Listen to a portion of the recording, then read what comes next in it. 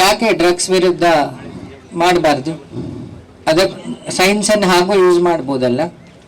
ಇನ್ನೊಂದು, ನಮ್ಮ ಯೋಗಿ ಅವರು ಹೇಳಿದಾಗೆ ಸ್ಕೂಲ್ಸಿಂದ ಎಜುಕೇಷನ್, ನಮ್ಮ ಭಾರತದ ದುರಾವಸ್ಥೆ, ಅದು ಕರ್ನಾಟಕದ ದುರಾವಸ್ಥೆ ಯಾವ ಮಟ್ಟಕ್ಕೆ ಬಂತು ಅಂತ ಹೇಳಿದರೆ, ಈ ಕಾಯಿಲೆ ಎಲ್ಲ ಹೋಗೋದು ನಂಜನಗೂಡಿಗೆ ಬಂದ ಮೇಲೆ.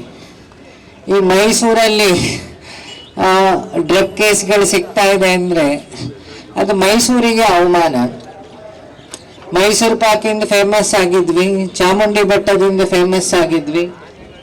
ಇಲ್ಲಿ ಜನರ ಸಂಸ್ಕಾರದಿಂದ ಮೈಸೂರವರಿಗೆ ಜೋರು ಮಾತಾಡಿ ನೋವು ಮಾಡಿ ಅಭ್ಯಾಸ ಇಲ್ಲ. ನನ್ನ ಅನುಭವ ನನಗೆ ಗೊತ್ತಿತ್ತು. ಅವರು ಹೃದಯ ಶ್ರೀಮಂತಿಕೆ, ಇಲ್ಲಿ ಸಂಸ್ಕಾರದ ಶ್ರೀಮಂತಿಕೆ ಹೈ ಲೆವೆಲ್ ಇಂದ ಈ ಸಿಟಿ.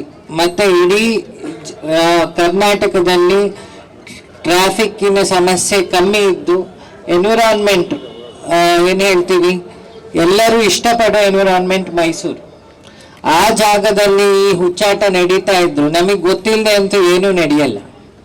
ನಾವು ಅದನ್ನು, ನಮ್ದೊಂದು ದೊಡ್ಡ ಅವಸ್ಥೆ ಏನಂದರೆ ನಮ್ಮ ಯೂತ್ಸಿಂದು, ಏನಾರು ಹೇಳಿದ್ರೆ ನಮಗೆ ಸಂಬಂಧ ಇಲ್ಲ ಅಂತ ಕೂತ್ಕೊಳ್ಳೋದು.